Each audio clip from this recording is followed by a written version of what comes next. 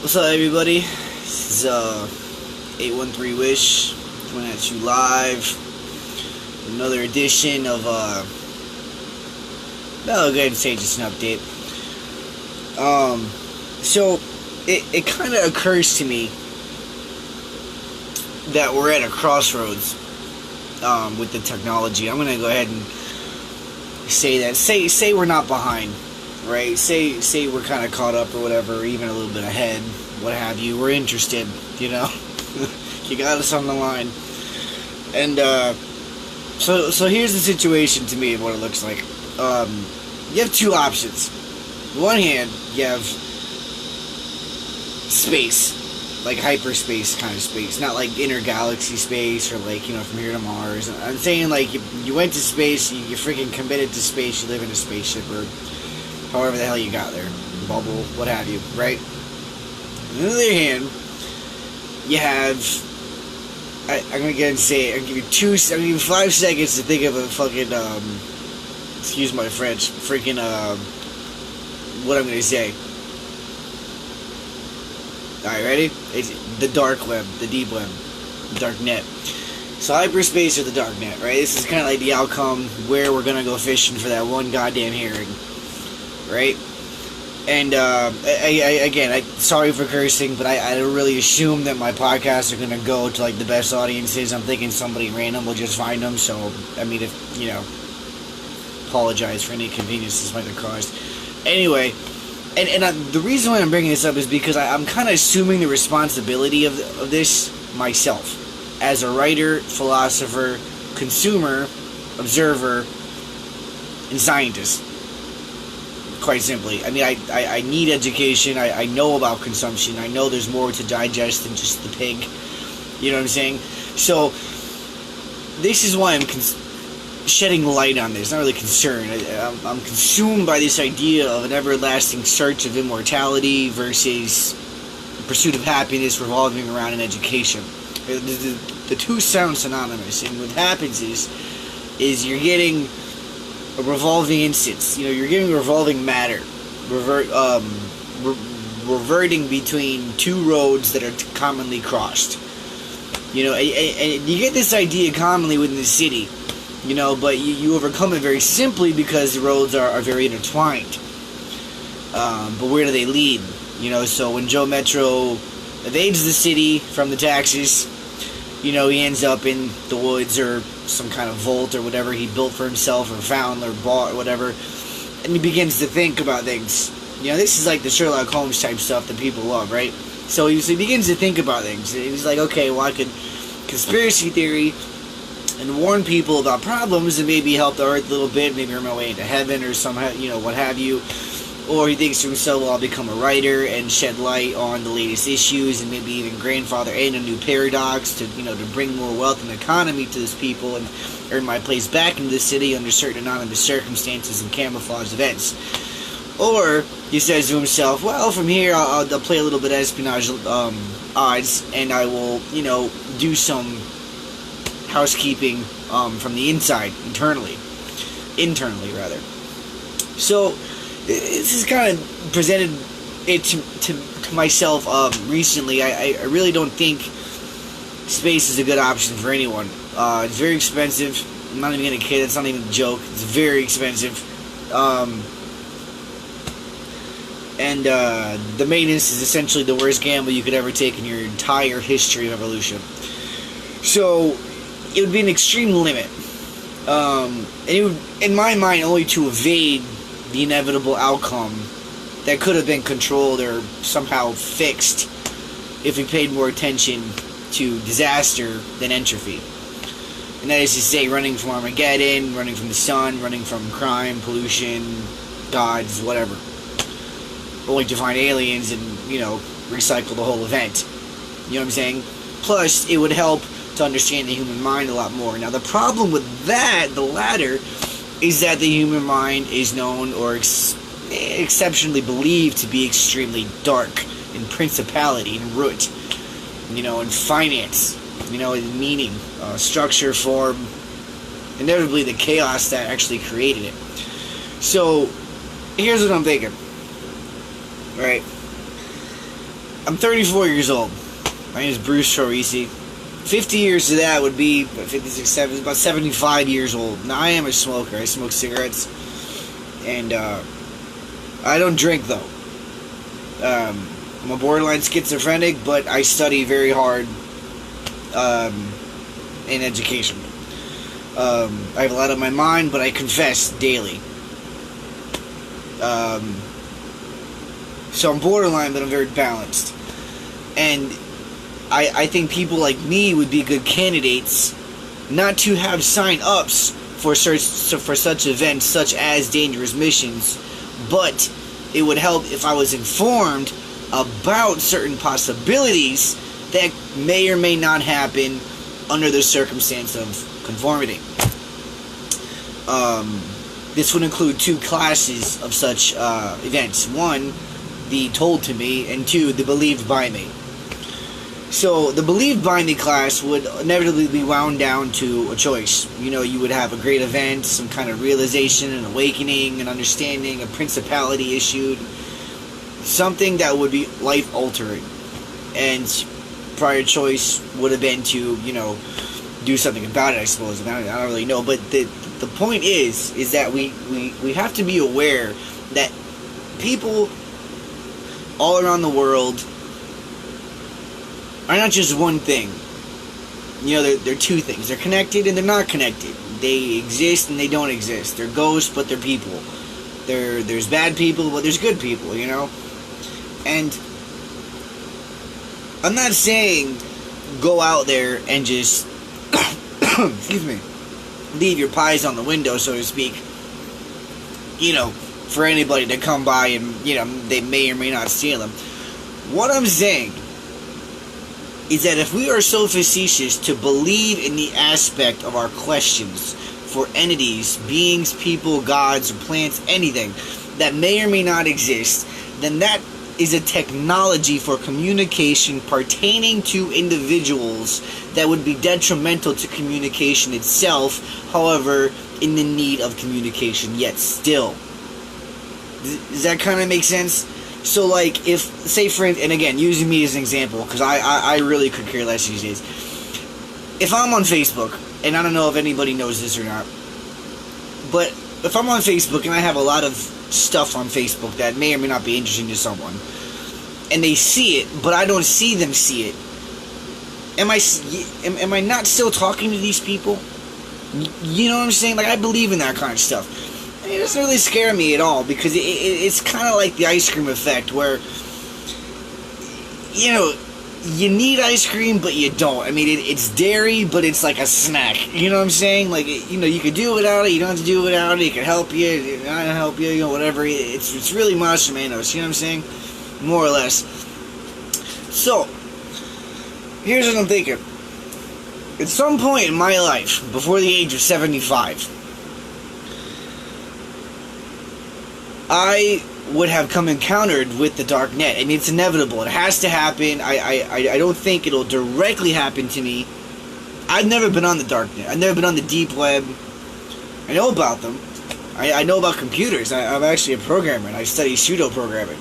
More specifically, I don't really program anymore. I've actually moved on to drier landscapes for particular reasons pertaining to, you know,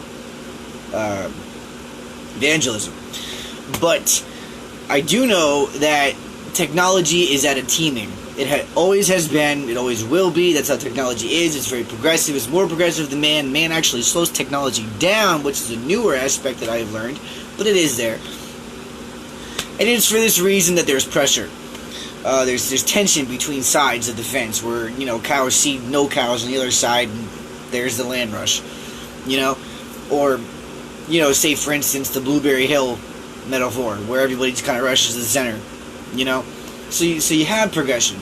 You have the need for discovery and reiteration, honestly. If somebody discovers a temple in the middle of a jungle, they don't just have to discover it once. It doesn't just take one day to rush in there, grab some stuff, bring your backpack, and run out, you know? It takes time, you know, it is revisited, and then they know about it, it becomes on the map now, and it's a safe place, and there's tourists there, and it'll fall, and more temples are found. So the dark net is kind of like symbolic to me. It means that there is a darker side to humanity. I mean, I don't want to say that is necessary. I'm not really sure when man developed it. Like I said, I personally believe that there is a darker side to humanity, only because of a backside to humanity. There's not like a turnabout way to go about that. You know what I'm saying? It's more or less like a sacramental belief. You know? I mean, the phone call. Look at the phone call. If we break that down into metaphorism. I mean, you call somebody, dial the number, and there it is. And, you know, they, hello, hey, how's it going? You know, you want to go out to lunch? Okay, sure. You know? But in your mind, wouldn't you play the magician and believe to yourself that maybe you were just under cahoots of an illusion? I mean, it seems to me that most books and most movies are made in this way. So why wouldn't we justify criminal behavior as punishable by saying to ourselves that it is a part of culture? We do have a control over the outcome of it. Certain circumstances should have consequences, and this and that. And we become the angels that descend upon the demons. You know, but mankind has been smarter than that since I don't know. I mean, I guess what, like the 40s or 50s, you know, after Prohibition, when people kind of started settling down and getting jobs for real and working all the time, we could trust that. You know, leaving well enough alone, and I'm going to lead by example. A lot of people kind of picked up on that, but you still get the lingering aspects of shadow. So you got to send someone in. You got to have a specialist. And beyond that, they can't go in. So you got to make someone know about something, and then educate people on the same side that they're on without going to the other side and either educating, spoiling, benefiting, or consuming those other people on the other side. So you need a mole. But one step further than that, the mole can't be a mole because it would lose all track of progress and no one would have faith in said mole. It would be a mole. It would work for the other side. So when the mole came to surface all this information, no one would like it because it was riddled with heresy. And that's why transparency becomes important to a writer, philosopher, an evangelist. You have to document what you're interested in, because that's your greatest tool and aspect. But what happens is you get interested. You want to see something. You know, you want to know you're on the right path. And, you know, just say you don't get paid as a writer, but you still want to write, so you hope you meet a woman and then she'll help pay the bills or something. You know what I'm saying? So you get that. You don't get science without the scientific method. You don't get TV without the programming. You see where I'm going with this? So, in my mind, if I'm imagining, right? I mean, let's back up for it. Let's take 5 minutes with this topic and play the devil's advocate. In my mind, I'm 34 years old, and I swear to God that's my real age. If by the time I'm 60 years old, right?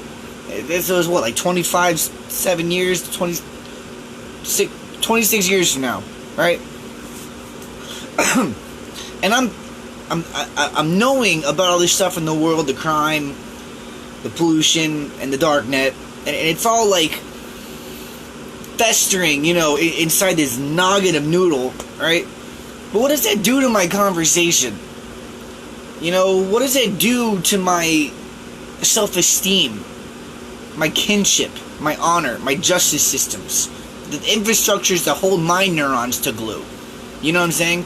It breaks them down because it makes me realize that there is more worse things out there than myself, so I become humbled and fearful.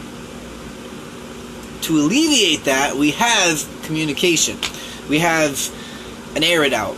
You know, we have a checks and balances where, oh, well, you know, I think, you know, the dark net is like this. Oh, yeah, totally, you know, it's horrible. You know, there's a lot of people cracking down on it. The cops are out there looking all over for this place, you know, whatever.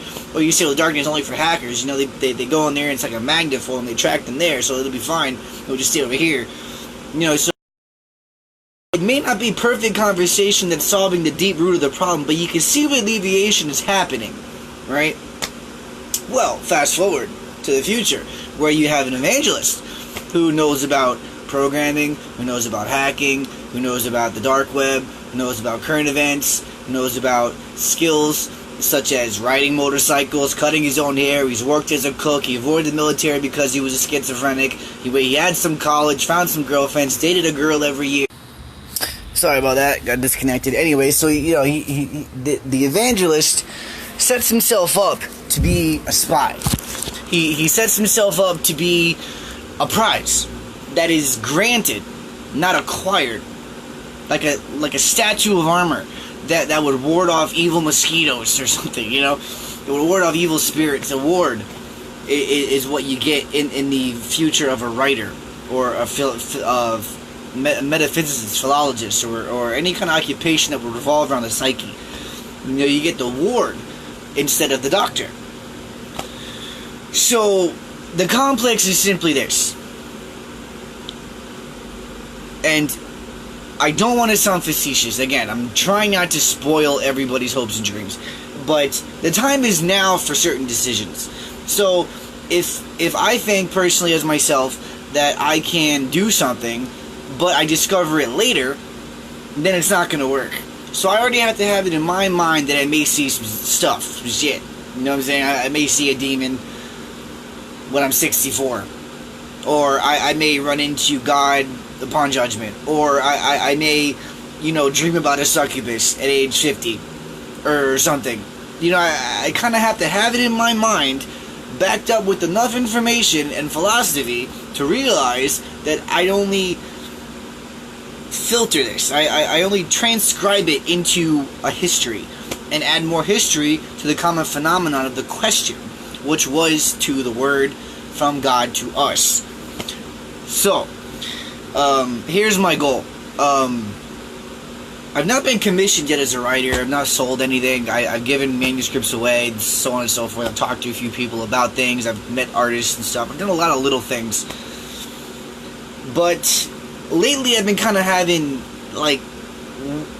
weird tendencies. I would want to take my writing and, bring it to the dark net and, make, a web page that was kind of, lighthearted and be like, okay, well, I'm only selling Scribble, and everybody likes Scribble, But, in my right mind, I know the darknet does not need a clown. Neither do these people. They don't want to have a scribe. These people have transcriptionists now. There's doctors, there's lawyers, there's clerks, there's judges, there's cops, there's planes, pilots. There's all these occupations where writing has fashioned itself into a movement. So we not only carry the word with us, but we express it later when it's accumulated more Higgs, inertia, justice, Again, the communication effect, though. So if communication is similar all the way around the table, it's going to fashion into a fascism. And that's why you still see certain weird people occurring from time to time in history, like H.P. Lovecraft in, I think it was 1920s or something. I think he died 1947, God rest his soul. Einstein was a little weird. He was actually paranoid. Not a lot of people know that. He might have been the first of his kind of borderline schizophrenics to actually make it into science, only because of some. I'm only saying this as an opinion, but I've heard about some letters that he's written, and they sound kind of filled with paranoia, kind of like mine. So anyway, getting back to my point. So you see these random people in the city, like a goth chick who's all dressed in black, she's, whatever, screw you, and you're like, what the hell is that, These are people that are expressing anomalies. These are people that are existentialists at its finest. These are phallic symbols of empowerment people. These are people that constitute all the rude ideas and bring them to a rudimentary quintessentialism. And that's kind of what I do. At least I hope to do one day. But it's dangerous. And it becomes, in my opinion, unofficially professionally, in my opinion, it becomes more dangerous when you don't set up goals for yourself as such a person. And you just throw caution in the wind. I think you waste more time that way. Concurrently, you shouldn't have too many goals. So, within one lifetime, you should, as someone like that, you kind of think to yourself, okay, I'm going to do a handful of things here. It's going to take a very long frigging time. And that's kind of what I've set myself up to do. So here's the thing, right? Getting right down to it, and this is essentially the basic point of this podcast here. I've written a lot of Scribble. At least I call it Scrabble. You can call it stick figure, whatever. It was derived by me, utilizing my knowledge of culture and aspects of the economy and technology that I saw were important at the time, learning them, and then the feelings that I derived based on the knowledge that I acquired was translated into an expression of what I thought I could communicate as important for people. Everything, a lot of my stuff was originally written in pencil, pen, or whatever. I took snapshots of a lot of it, threw a lot of it away, whatever. It's on Facebook. Here's the kicker. There's two aspects associated with putting something on the internet. One, it's accessible by everyone on the internet, including everyone all the way up to the darknet. And two, I've heard of the UK bottlenecking the entire internet to store all the information and make a complete backup of all the traffic that it accumulates and taps. So, even though I didn't get a lot of subscribers or feedback, views, whatever, on my YouTube channel, on my Facebook, and everything else, I know my stuff is out there. Two, I know what a scribe is, how important they were. I've studied up on how writing can be influential to people, and I also know that there's virtually no goddamn people like that on the darknet, only because they're all engaged, just like the officials on the surface, because they're not scribes either. So my job becomes incredibly crucial. However, seeing all this, like I said before, staying on this side of the fence, you know what I'm saying? It becomes important to keep going with the range that I've already acquired of communication. But at some point, there's a breaker. There's an acceptance. There's a green light. You know, you trigger something. You know, you enlighten someone. It happens. It happens all the time. It happens frivolously in Publix where people bang shopping carts and say thank you. Or it happens when people get married at love at first sight. Or it happens when you fall in love with a book. Or a scientist has a Big Bang idea. You know what I'm saying? So, maybe what I'm thinking is maybe we can help each other. I'm a promotionalist. An enthusiast, if you will. You know what I'm saying? I do things a lot on the whim. I write a lot. I'll say whatever. I see things. I like criticism. You know, I'm an observer. I love consumption. I consider myself to be a consumer in the eyes of producers. You know what I'm saying? But I shouldn't be held back if I'm allowed myself to be within a realm that is under control by people who would have held me back from going elsewhere. Not that I'm worried about special permissions or anything like that. I mean, there's a couple of things that I would require to do such research, like, you know, Scribble or anything like that. I mean, you would have to feed a person to sit at their desk and write. You would have to pay a person to operate machinery. You would have to know someone to live with you. You know what I'm saying? So there's an aim. I'm letting people know now that me myself, I see the dark net. I see the deep web potentially on the internet. I've never been there myself. The closest I've ever got, I'm going to be really true, the closest I've ever gotten to that was downloading, I think, a VPN and the Onion browser on my phone. But I used the VPN, and then I think I searched for like Onion websites on Google or something. And anyway, I didn't get very far, so I was like, whatever. And then lately, I come to find out that the deep web is like, you know, mostly just password protected stuff, and it's right around the corner from all the surface web stuff anyway. And the deep web is only like hackers and like bad people who just talk about that kind of stuff. So I was like, well, what the hell's the point? I'm gonna get killed, you know? So I kind of shied away from it. And then yet again, several weeks later, you know, watching videos on YouTube, trying to stay informed. I don't really do much with my time, but learn anyway. The idea comes in my mind to put my books over there, since I didn't do very good on the surface. But then I'm here today to say that, hey, I don't know how good they did.